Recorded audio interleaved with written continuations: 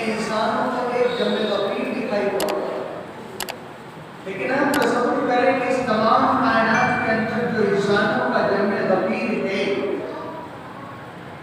انبیاء بھی اس زمانے کے اندر آئے، اس زمانے کے اندر صوفیاء کرام بھی آئے، اس زمانے کے اندر اولیاء کرام بھی آئے، اس زمانے کے اندر بڑے بڑے مجتہد بھی آئے، اس زمانے کے اندر ایسے لوگ بھی آئے جو کہ طاقت اور قوت کے بلبوتے کے اوپر انسانوں کو ہمیشہ بنانے کی کوشش کرتے رہے۔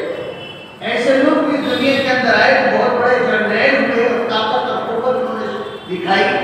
ایسے لوگ بھی دنیا کے اندر آئے جنہوں نے اپنے علم کا ڈنکا بجایا۔ ایسے لوگ بھی دنیا کے اندر آئے جنہوں نے سائنسی ترقیات کو سامنے لا کر ثابت کیا کہ وہ سب سے بڑے ہیں۔ ایسے لوگ بھی دنیا میں آئے جنہوں نے کسی ایک انسانی حیثیت کو اٹھا کر اس کے بنانے کے لیے صورتیں پیدا کری۔ کسی نے تعلیم کو لے لیا، کسی نے دوسری چیزوں کو لے لیا اور پھر یہ ظاہر کرتے رہے کہ وہ دنیا کے اندر بڑے ہیں۔ لیکن تمام انسانوں کو جو کائنات کے اندر آئے ان تمام انسانوں میں ایک بڑی شخصیت پر جب نگاہ پڑتی ہے تو محمد رسول اللہ کی ذات اقدس ہے، جن کو دیکھنے سے یہ معلوم ہوتا ہے کہ جہاں پر انسانوں کے بیچ میں معبود حقیقت کا تعلق کرایا، جہاں پر اللہ رب العزت کی وحدانیت کے تصور کو پیدا کیا، جہاں اللہ کی ذات و صفات کے یقین کو لوگوں کے دلوں کے اندر اتارا، جہاں پر یہ بتایا کہ آسمان کا بنانے والا، زمین کا بچھونا بنانے والا، آسمان سے زمین کو پر برسات کرنے والا، ستاروں کو جھلملاہٹ دینے والی ذات، سورج کو تابناکی دینے والی ذات، چاند کو چاندنی دینے والی ذات، وہ کون ہے جس نے مچھلیوں کو تیرنا سکھا دیا ہو؟ وہ کون ہے جس نے پرندوں کو اڑنا سکھا دیا ہو؟ وہ کون ہے جس نے پریوں کو چڑھنے کی ادا دی ہو؟ وہ کون ہے جس نے پھولوں کو مہکنے کی صلاحیت دی ہو؟ وہ کون ہے جس نے انسان کو بولنے کی طاقت اور قوت دی؟ وہ کون ہے جس نے ایسے مخلوق کو پیدا کیا جو پیٹ کے بھر چل کر زمین کے اوپر اپنی ضروریات کو پورا کر رہی ہے؟ وہ ذات کون سی ہے جس نے بچے کو بولنے کی صلاحیت دی؟ اور وہ ذات کون سی ہے جس نے انسان کو اور مخلوقات کو اس کائنات میں پیدا کیا؟ سب سے پہلا وہ تعلق اگر پورے مکمل طریقے پر کسی نے کیا ہے تو ذات ہے فضل موجودات کائنات محمد رسول اللہ صلی اللہ علیہ وسلم۔ ایک طرف تو اللہ کی ذات کو پہچانوایا، ایک طرف تو خالق کائنات کو پہچانوایا، ایک طرف تو یہ بتایا کہ تمہاری زندگی کا اصل مالک، تمہیں رزق دینے والا، تمہیں حیات دینے والا، تمہیں موت دینے والا، تمہیں شفا دینے والا، تمہیں بیماری دینے والا، تمہیں مالدار کرنے والا، تمہیں بھکاری بنا دینے والا، تمہیں حکومت دینے والا اور تمہارے ہاتھوں سے حکومت میں چھین لینے والا اگر کوئی ہے تو وہ صرف اللہ کی ذات ہے۔ کہ کائنات میں وہ نظام کو بھی دیکھیے جو نظام محمد رسول اللہ صلی اللہ علیہ وسلم کی تشریف آوری سے پہلے دنیا میں تھا۔ بڑی ذات اور چھوٹی ذات کے طور پر پیدا کیے گئے، ایک کو آقا سمجھا گیا، دوسرے کو غلام مانا گیا، ایک کو بڑا اپنے خاندانی پیدائش کی بنا پر تسلیم کیا گیا تو دوسرے کو خاندانی طور پر رذیل سمجھا گیا اور گیا ہوا سمجھا گیا، ایک کو اس بنیاد کو برپر کیا گیا کہ ہم مرد ہیں تو دوسری طرح یہ بتایا گیا کہ عورتوں کو وہ مقام حاصل ہے، ایک طرح یہ بتایا گیا کہ اگر باپ کا انتقال ہو جائے تو بڑا بھائی یا چچا گھر کے اندر تمام جائیداد کے اوپر جو طاقت والا قوت والا وہ خارج ہو جائے اور یتیموں کا مسکینوں کا کوئی حق نہ رہے، عورتوں کا کوئی حق نہ رہے۔ وہاں پر آ کے میرے آقا نے جو پیغام دیا وہ یہ دیا کہ اے لوگوں سنو خوب غور سے، یا ایھا الناس اتقوا ربکم الذی خلقکم من نفس واحدہ، اے لوگوں ڈرو اس پروردگار سے۔ کائنات کے حاکم سے ڈرنے کی ضرورت نہیں، کائنات کے محکوم سے ڈرنے کی ضرورت نہیں، کائنات کے اندر خوبصورت اور وسیع اور جمیل کی طرف اپنے آپ کو نظر دوڑانے کی ضرورت نہیں۔ اس سے بے باکی سے بات اگر کرو گے تو وہ اس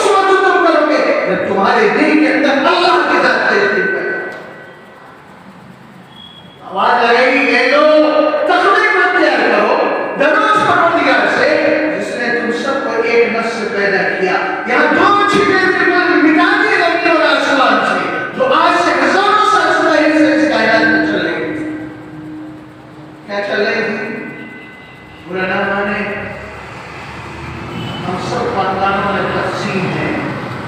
سید کوئی پٹھان، کوئی انصاری، کوئی منصوری، کوئی قریشی، کوئی دیسی، کوئی خاکی، کوئی خاصی، سارے مختلف افراد میں تقسیم ہے.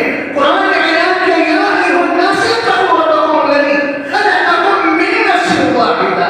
اے لوگوں ڈرو اس پروردگار سے جس نے تم سب کو ایک نفس سے پیدا کیا. سب کس کی اولاد ہے؟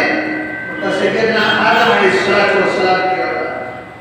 تمہارے خاندان، تمہاری ذات گرامیہ اگر ان کا تمام کا سلسلہ اگر کہیں ملتا ہے تو ملے گا اس سے جو سیدنا آدم علیہ السلام سے ہے.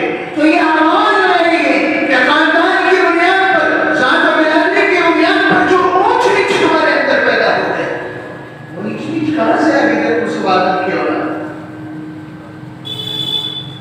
جب تم سب کو ایک خالق نے پیدا کیا اور ایک ذات سے پیدا کیا، وہ ذات تو آدم علیہ السلام کی تھی. سلسلہ نسب خاندانی اعتبار سے کوئی کچھ کہے، لیکن سلسلہ نسب سب جا کر ملتا ہے، وہ ملتا ہے سیدنا آدم علیہ السلام. تو پہلی چیز تو یہ ختم کر دی جائے کہ ہم کائنات میں بحیثیت ایمان والے، بحیثیت محمد رسول اللہ کے امتی کے، حیثیت اللہ کے نیک بندوں کے، حیثیت اللہ کی مخلوق کے، ہم اس کائنات کے اندر ہیں. ہاں اگر شرف حاصل ہے تو قرآن کہتا ان اکرمکم عند اللہ اتقاکم.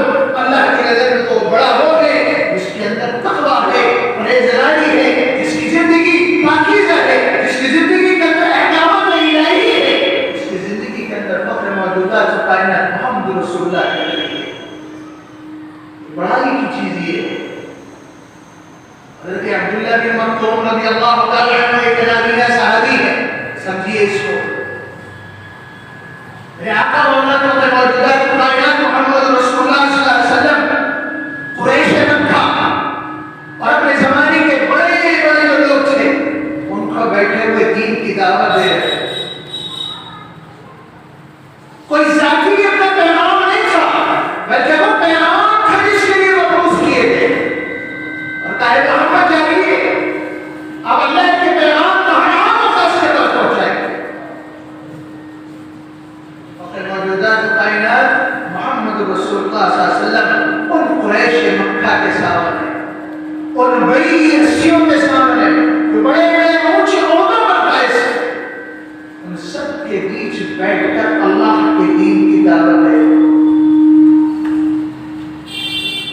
حضرت عبداللہ بن مکتوم رضی اللہ تعالیٰ عنہ نابینا صحابی ہے. آئے کہ یا رسول اللہ، یا رسول اللہ. قریش مکہ بکھر گئے اور کہنے لگے تم تو یہ چاہتے ہو کہ ہر کمزور کو، سارے لوگ جو کمزور ہیں، دبے کچلے ہیں، ان سب کو بڑوں کے برابر نہ کھڑا کرو. اللہ کے لال رسول صلی اللہ علیہ وسلم نے ڈائریکٹ منع نہ فرمایا. اللہ کے رسول صلی اللہ علیہ وسلم کے دل میں صرف یہ تصور پیدا ہوا عبداللہ ابن مکتوم تو ایمان لا چکے ہیں، کسی وقت میرے پاس آ کے دین کو سیکھ سکتے ہیں. یہ قریش مکہ کے بار بار ہاتھ نہیں آتے. آج یہ مجموعہ میرے سامنے بیٹھا ہے، اگر میں ان سے دین کی بات کرتا ہوں اپنی بات نہیں، یاد رکھیے گا میں اللہ کے پیغام کو بھیج رہا ہوں، اللہ کے پیغام کو پہنچا رہا ہوں. عبداللہ بن مکتوم آج کچھ دیر کے اندر آ جاتے. کائنات میں اللہ کے بعد اگر کسی کا درجہ کس کا ہے؟ بولے بھائی. کائنات میں اللہ کے بعد کسی کا درجہ مستقل سلام ہے. بعد از خدا بزرگ تو ہی قصہ ہوتا ہے. اللہ کی ذات کے بعد اگر کسی کو درجہ مقام حاصل ہے تو فخر موجودات کائنات محمد رسول اللہ صلی اللہ علیہ وسلم. حضرت عبداللہ بن مکتوم آئے یا رسول اللہ، یا رسول اللہ. اللہ کے رسول کے دل میں آیا کاش تھوڑی دیر بعد جاتے زبان مبارک نہیں کھلی. اللہ نے انبیاء رسول کو، اللہ نے محمد عربی صلی اللہ علیہ وسلم کے قلب اطہر کے اندر جو دل کے اندر خیال آیا ہے، اللہ نے اس خیال کو تصور کر کے قرآن پاک کے اندر ایک سورت اتاری. اور سورت کی پہلی آیت ہے عبس وتولى ان جاءه جاءه الأعمى. اب یہ بتایا جاتا ہے قیامت کے انسانوں کو کہ لوگوں سوچو اور سمجھو، بڑی ذات اور چھوٹی ذات، بڑے عہدے اور چھوٹے عہدے، حاکم اور محکوم کے بیچ اگر فرق ہوگا تو وہ صرف تقوی کا فرق ہوگا، اس کے علاوہ کوئی فرق نہیں ہوگا.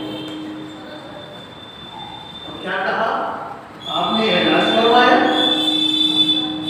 آپ نے چہرے انور کو پھیرا اور عبداللہ بن مکتوم سے ان کی طرف چہرے کو لگایا جو بڑے بظاہر نظر آ رہے تھے. اب اس کی تفصیل بہت ہے اور تفصیل بہت ہے، میں اس پر ہی جاؤں گا. میں صرف اس مقصد کو بتانا چاہتا ہوں کہ اللہ نے اپنے پیارے نبی کے ذریعے سے اس کائنات میں مسئلے والے تمام انسانوں کے بیچ میں جو پیغام دیا وہ یہ دیا کہ ذات برادری اونچ اور نیچ کا بیان خاندان نہیں ہے، بلکہ یہ تقویٰ اور طہارت ہے جس کی بنیاد پہ لوگوں کے بیچ میں اگر کوئی فرق کیا جائے تو اس بنیاد پہ یہ پاکیزہ ہے، یہ ناپاک ہے. اور اللہ نے قرآن میں فرمایا لا يستوي اصحاب النار واصحاب الجنہ، کبھی برابر نہیں ہو سکتے وہ لوگ جو اہل نار ہے اور وہ لوگ جو اہل جنت. اہل جنت اور اہل نار کے اندر فرق ہوگا. ایک اللہ کا ماننے والا، ایک اس کی ذات کا اقرار کرنے والا، اس کی صفات کو دل کے اندر سمانے والا، ایک معبود حقیقت کی عبادت کرنے والا، اور ایک منکر ہو جائے اور غداری کرے تو کبھی وفادار اور وفادار کے اندر ایک نہیں ہو سکتے بلکہ دونوں میں فرق ہوگا. تو پہلی چیز تو یہ. دوسری چیز، آج معاشرے کے اندر نعرے لگ رہے ہیں کہ عورتوں کو مقام برابر کر دیا جائے، عورتوں کو کس درجے دیا جائے؟ مردوں کے برابر لا کے کھڑا کر دیا. قرآن میں آج سے 1423 سال پہلے جو پیغام، وہ پیغام کیا ہے؟ یا ایھا الناس اتقوا ربکم الذی خلقکم من نفس واحدہ وخلق منها زوجہا. اور آدم کی پسلی ہی سے اللہ نے ان کے جوڑے کو بنا دیا. یہ تصور دنیا میں قائم تھا اور آج بھی کچھ جگہوں پر ہے. اگر لڑکی پیدا ہو گئی تو ذمہ دار ماں کو ٹھہرایا جائے، اور بیٹا پیدا ہو گیا تو باپ ایک بھی چلتا ہے کہ میری وجہ سے پیدا ہو گیا بیٹا. عورت کا وہ مقام نہیں ملتا جو اس کو ملنا چاہیے.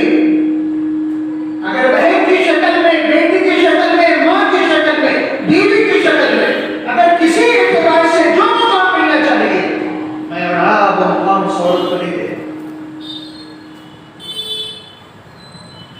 بھائی پتن نہ سمجھے اس کو کوئی خدا نہ کرے غلط چیز کہہ رہا ہوں. کھانے کا تصور یہ ہے کہ جب شوہر آ جائے کہ گھر میں تب عورتیں کھانا کھائیں. اگر شوہر 1 بجے آتا ہے تو عورتیں انتظار کرتی رہتی ہیں کہ جب کھانا شوہر جانے پر کھائیں. یہ انتظار اور بھی بڑھ جاتا ہے کہ جب دوسرے وقت گھر کے اندر آتے ہیں تو باہر تصور پیدا ہوا کہ وہ آئے تب کھانا نکالا ہے.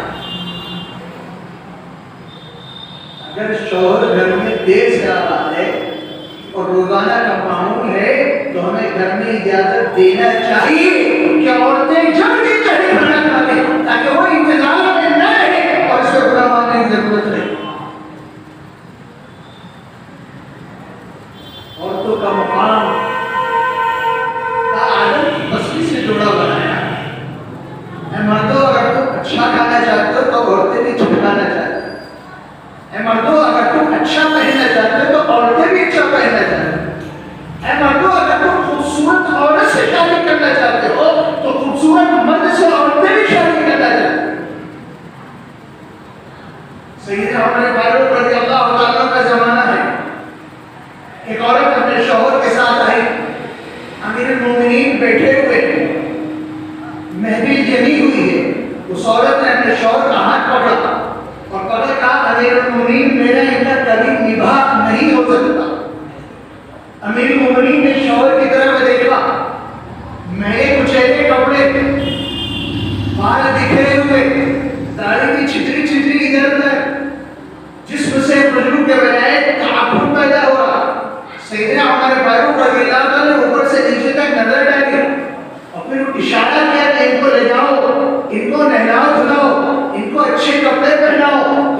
اچھے طریقے سے ان کا لباس درست کرو، ان کے چہرے موڑے کو درست کرو. وہ لے جائیں گے اور تھوڑی دیر کے بعد اسی مہینے واپس آئے اور آ کر اپنی بیوی کے پاس کھڑے ہو گئے. بیوی پہچان نہ سکی کہ یہی وہ میرے شوہر ہے. اب شوہر نے بیوی کا ہاتھ پکڑا اور کہا چلو گھر چلے.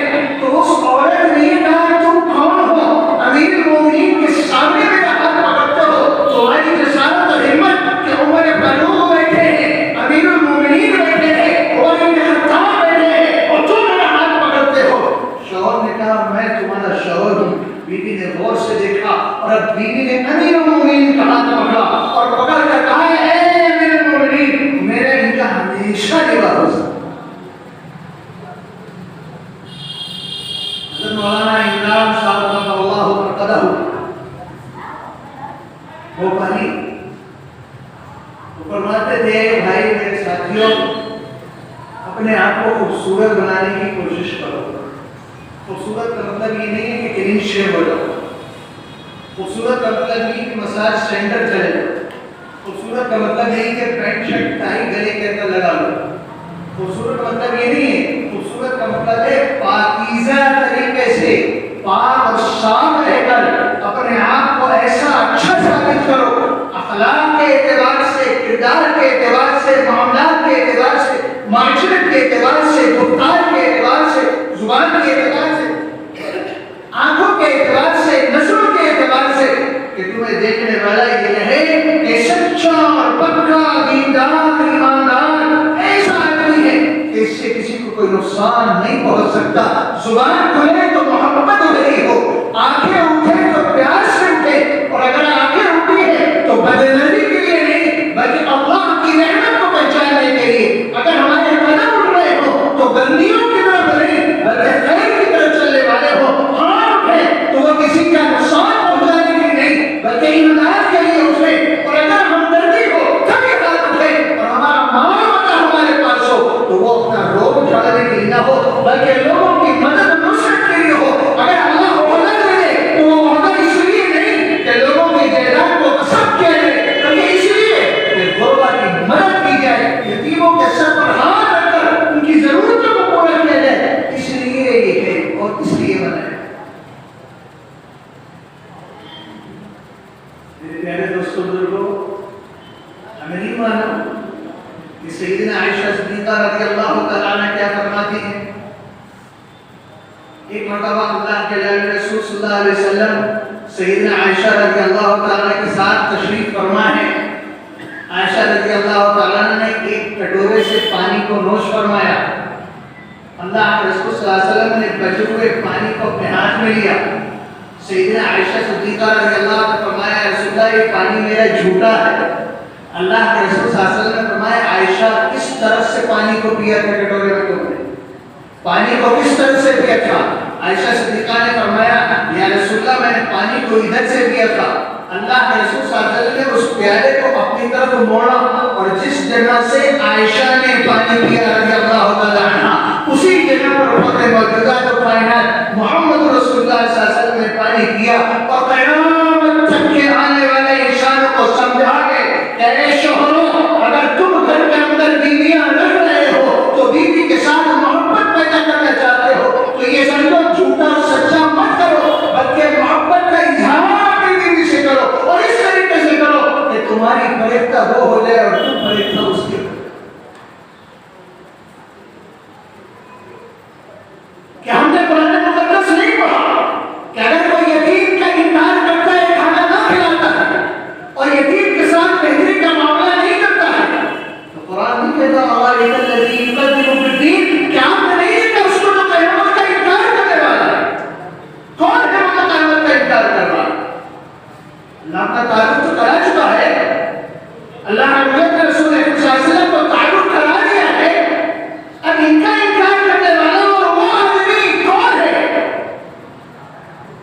قیامت کا انکار کرنے والا تو اللہ فرماتا ہے اولئک الذین یکذبون بالدین فذلک الذی یدعو الیتیم. کون ہے جو یتیم کو کھانا نہیں کھلائے، جو یتیم کی سرپرستی نہ کرے، جو یتیم کی ضرورت کو پورا نہ کرے، جو یتیم بکھرا ہوا زمین پہ گرا ہوا آدمی ہو اور اس کے ساتھ بچے کے ساتھ اچھا معاملہ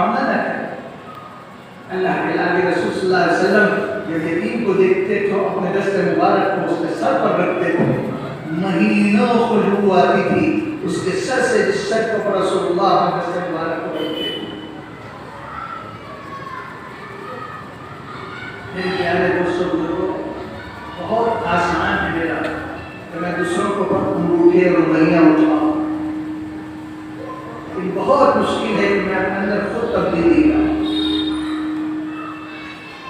اللہ کے رسول نے پیغام ہی دیا کہ ہمیں اور آپ کو اپنی زندگی کو سب سے بڑے ہدف اور نشانہ بنانا، اور اس ہدف اور نشانے کے ساتھ اللہ کی وحدانیت کو اپنے دل کے اندر اتارنا ہے، اپنے قلب کے اندر پیوست کرنا ہے، زندگی سے ظاہر ہو کہ ہم اگر ماننے والے ہیں تو فقط وحدہ لا شریک۔ کسی کی رسالت کا اگر ہم نے اقرار کیا ہے، جس کو خاتم النبیین سمجھا ہے، جس کو آخری نبی جانا ہے، جس کو آخری نبی جانے کو کر کے مانا ہے، جس کی نبوت کا اقرار کیا ہے، جس کے طریقے پہ چل کے کامیابی کا یقین دل کے اندر پیدا ہوا ہے، اگر وہ حساب سے تو ذات میرے آقا اور مولا فخر موجودات کائنات محمد رسول اللہ صلی اللہ علیہ وسلم کی طرف ہے۔ اور جب دوستوں بزرگوں اس کا تصور اور اس کی زندگی ہمارے اندر پیدا ہو جائے گی تو یقین یعنی ہے کہ ہماری زندگی سے نکلنے والے اعمال وہ لوگوں کو خوشبو دینے والے ہوں گے، انسانوں کے بیچ محبت کو پیدا کرنے والے ہوں گے، انسانوں سے نفرت کو مٹانے والے ہوں گے۔ ہم ایک دوسرے سے ملیں گے تو محبت کے ساتھ۔ بدگمانیاں تو بہت ہوتی ہیں، بہت ہوتی ہیں، اور آج کل تو موبائل کا زمانہ ہے، سکھا کر گمانی کو دوسرے سے پیدا ہی نہیں ہوتی۔ اگر ہماری بیوی نے کسی سے ایک منٹ موبائل سے بات کر لی تو فوراً بدگمانی 24 گھنٹے اپنی ماں سے بات کرتی رہتی، اور شوہر نے بات کر لی تو بیوی کہتی 24 گھنٹے نہ جانے کس سے بات کرتے رہتے، ہمارے لیے تو وقت ہی نہیں۔ ان دونوں کے اندر اعتدال پیدا کیجیے۔ ابھی مولانا نے حدیث سنائی تھی اور ابھی ہم نے سنی تھی کہ تینوں صحابہ بیٹھے ہیں، ایک کہتے ہیں میں زندگی میں شادی نہیں کروں گا، دوسرے کہتے ہیں رات بھر سو کرے، تیسرے کہتے ہیں میں ہمیشہ روزے رکھوں گا۔ اللہ کے رسول نے فرمایا سنو غور سے، میں تم میں سب سے بہتر اللہ کو جاننے والا، اللہ کی عبادت کرنے والا، لیکن میں شب گزار بھی ہوں، شب بیدار بھی ہوں، میں اپنی شادی بیاہ کے ساتھ بیوی بچوں کے ساتھ رہنے والا بھی ہوں، معاملات درست کرنے والا بھی ہوں، تمام چیزیں ہوگی، لیکن لا عبادیت فی الاسلام، یاد رکھو کہ اسلام کے اندر روحانیت نہیں ہے، ہر منٹ جھوٹ نہیں ہے کہ جنتر میں جا کے بیٹھ جائے گا تصویر کے لیے سب کر سکتا ہے۔ اسی پوچھا اللہ کے رسول سے، صاحب نے یا رسول اللہ ہمیں سب سے بہتر کون ہے؟ فرمایا جو اپنے گھر والوں کے ساتھ سب سے اچھا۔ اور حضرت مولانا تشریف لیا ہے، بہت دیر میں نہیں گفتگو کروں گا، وقت بھی ہو رہا ہے، شاید 1:30 بجے نماز کا وقت بھی ہو جاتا ہے۔ میں ایک چیز اور درج کر دوں، اس کے بعد انشاءاللہ بات ختم کروں گا۔ صرف ایک چیز ارادہ کروں، میں بہت بڑی چیزیں نہیں کر رہا۔ ہم مسجد کے اندر آتے ہیں کس قوم کو رکھتے ہیں؟ کس قوم سے آنا سنت ہے؟ بولے سیدھے سے، دائیں سے۔ کیا ہم مسجد کے اندر آتے ہیں تو ہمیشہ سیدھے پاؤں سے داخل ہوتے ہیں؟ مسجد سے باہر جاتے ہیں تو کون سا پاؤں نکالتے ہیں؟ نکالنا بائیں چاہے گی، لیکن کیا ہم کرتے ہیں ایسا؟ جب جوتا اتارتے ہیں تو کون سے پاؤں کا جوتا چپل اتارنا چاہیے، اور جب جوتا پہننا چاہیے تو کس پاؤں کا پہننا چاہیے؟ اس میں نہ وقت لگے گا، نہ پیسہ خرچ ہوگا، نہ جنریٹر چلانے کی طاقت اور مشقت آپ کو لگے گی۔ صرف ارادہ کر لیں کہ مجھے اللہ کے رسول صلی اللہ علیہ وسلم کی سنت کو آج کے دن انشاءاللہ زندہ کریں، کہیے انشاءاللہ۔ اور جب تک ہم اس دنیا میں قائم ہیں اس سنت کے اوپر عمل کریں، مسجد کے دروازے پر کھڑے ہو جائیں، اور کھڑے ہو کر جب ہم آ رہے ہیں تو پہلے سیدھا پاؤں مسجد کے اندر آئے، اور اس نیت سے آئے کہ میرے آقا اور مولا محمد رسول اللہ علیہ وسلم۔ جب مسجد سے باہر جائیں تو پہلا قدم تو ہمارا باہر جانے والا ہے وہ ہم بائیں نکالیں، اور یہ ارادہ کر کے نکالیں کہ یہ رسول اللہ کی سنت کو اپنا۔ گھر میں جائیں تو کیسے جائیں؟ تو کب دخول ہوتا ہے سلام، سلام کرتے ہوئے گھر کے اندر داخل ہو۔ اس سے بہترین دعا کون سی ہو سکتی ہے جو سلامتی کی دعا ہے؟ ایمان والا ایمان والے سے ملے تو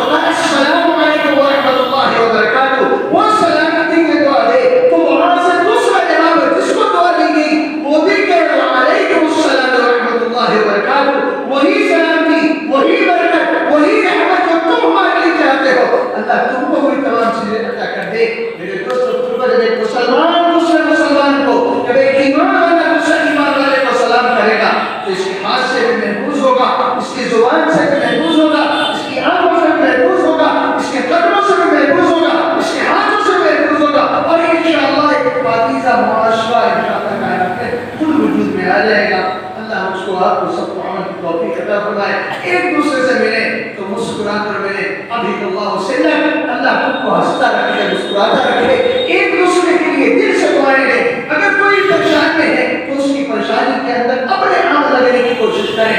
تقریریں تو